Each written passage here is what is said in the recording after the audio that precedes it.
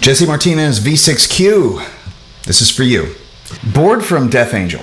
A song that is simple enough that a rank beginner or amateur could probably take it on without much of a trouble and be able to make a passable performance of it. Not necessarily with the lead, but for the rhythms for sure. And with enough nuance to make even jaded professionals maybe think twice. Ooh, yeah, interesting stuff. So the main riff just goes like this.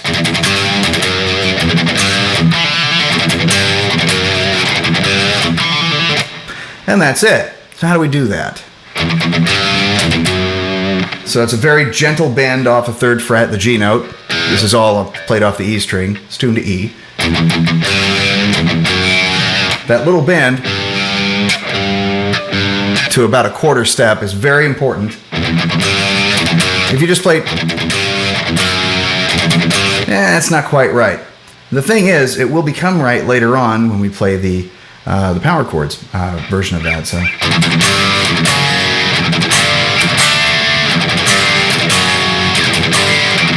But this is always going on.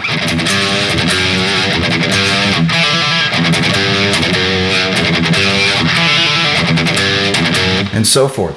The thing is, they kind of blend together to make this kind of unique sound. And when I say blend together, the intro alone starts with 1 guitar, then it turns to 2 guitars, then 4 guitars, and I think it goes up as much as 5 or 6. I think 6 pretty much, to make a huge soundscape. In fact, the intro has a lot of stuff in it that's played a little bit differently. Some of it is repeated in the chorus. So let's go over that right now. Oh, by the way, this is all E to D on the D string. G note, slight bend to F sharp here. Very quick vibrato. And there's just a before the G, so 1, 2, 3, 4. 2 there. That's it. So the intro, as I was saying, actually starts with that trill and then proceeds into the main riff. And then you have this run that's straight pentatonic down. So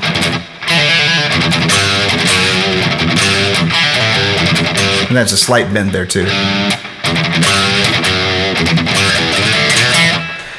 It can be fingered differently if you want, just to keep it clean, but it's not that clean. He just kind of rolls his finger.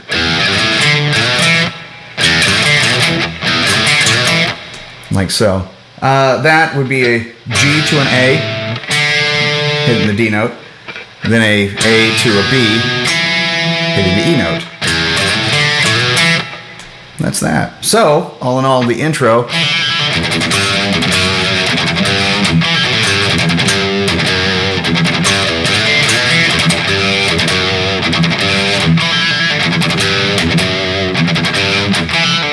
That's that. So for the power chords, once again, and that would be G to F sharp, G to D, and played there. That's not quite the right sound. It's here. So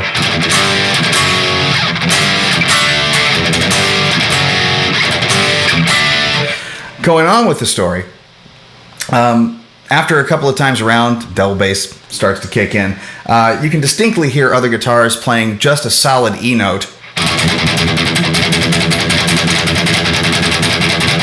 While the main riff and its accompanying power chord variant is still going on.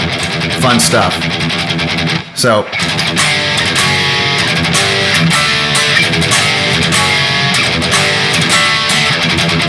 and if you felt ambitious, you could.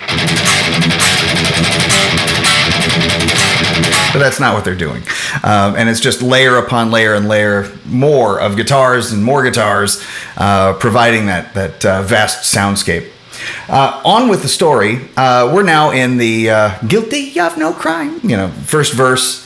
And I think it's very interesting that they introduce some funk language here. So I'm not big on funk generally, but I understand the chords they're playing are essentially E minor.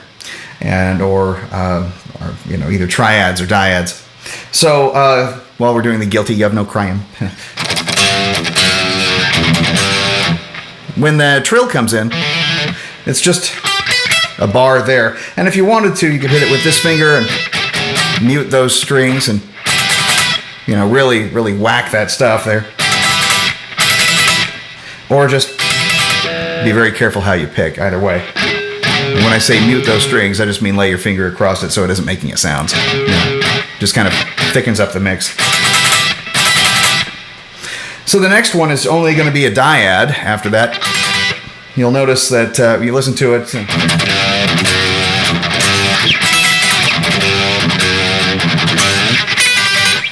So you can either do it there or right here. Same notes. And this is all on the 12th fret here, but I'm only emphasizing the G note and the B note. This is the G note and B note, 8th fret and 7th fret on the B string and the E string. And that's pretty much it. And that's really pretty much it for verse 1. That's all you'll really get. Is the first is this, then the second is this, then the third is this. You know, and I can't believe, you know, I'm bored. There's another part in there on the second time around, second verse, that ends this way. And that's that. Again, fourths, A to E, which is 17th fret. D to G, 15th fret. 12th fret again. I'm bored.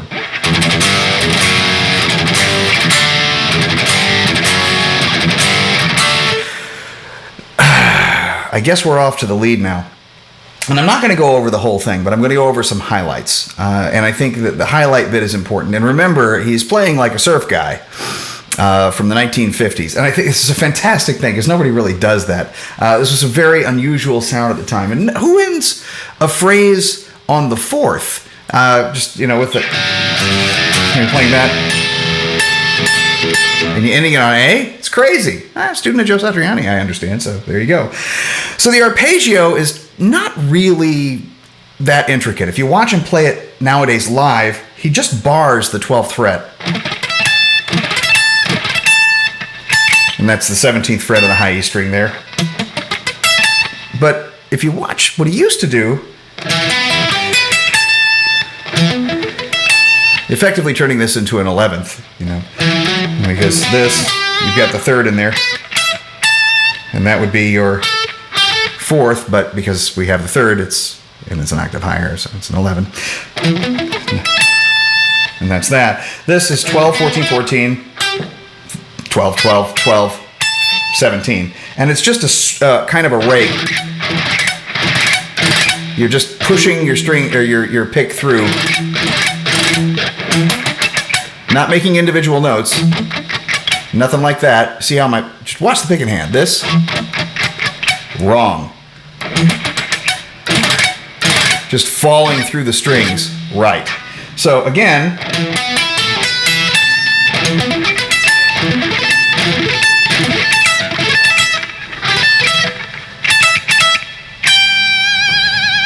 and that's that.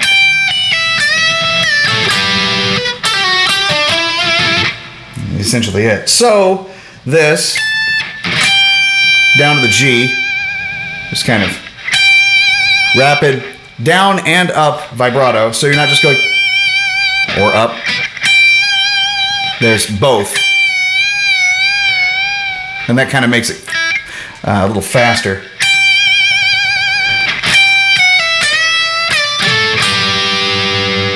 That is a really quick 14, 12. Bend up on the 15th fret of the B string to the E note.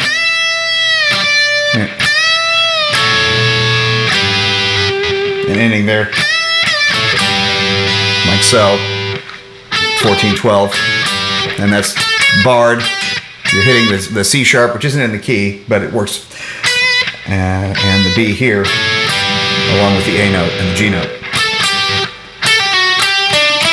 And that's 14, 12, 11, 12, 12. And this is all on the G string and down to the D string.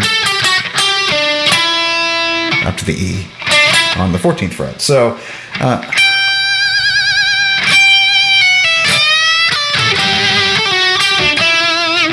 the next lick is pretty cool. Completely pentatonic. It's after this portion of it that I kind of get lost in the mix a little bit, and I'm not exactly sure where it is frequency-wise. It could be a few different things. But in my rapid evaluation of this, I'll tell you what I know. So this, actually it's more like,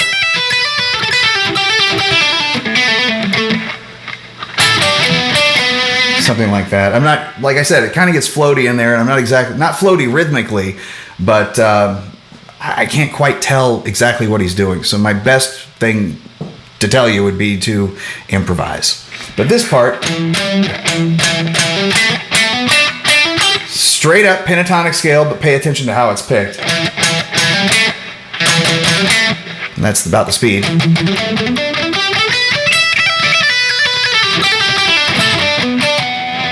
Something like that.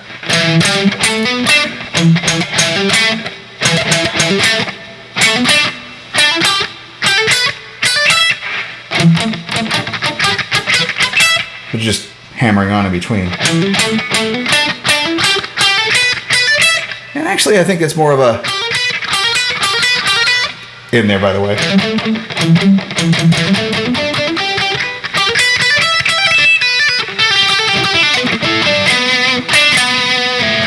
So that's...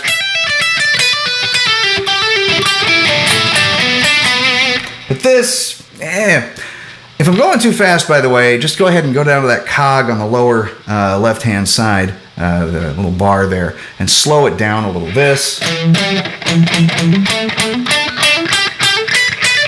It comes to a point where it doesn't really sound right if I slow it down too much. And to keep it relevant as far as like getting the sound in your head, I need to play it at a certain speed. But if you need it to go slower, slow it down. Anyway, this...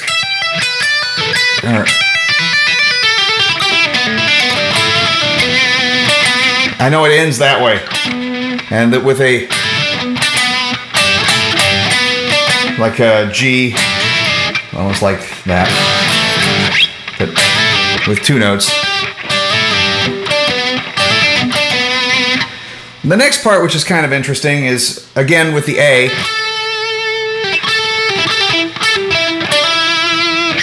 And that's three notes. A, G, and E. Something to that effect. Use your ears. And then he slides up, but back down again, so...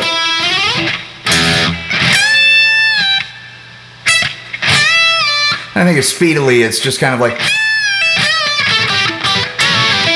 something like that. And then at the end you hear kind of a...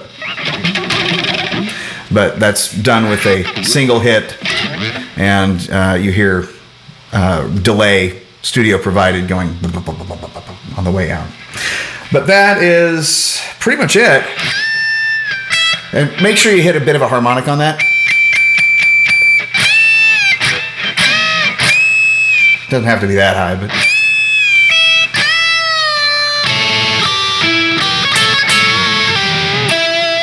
something to that effect. And you could vibrato here. Now, the vibrato you would be hearing is not wrist provided. You know, the good stuff.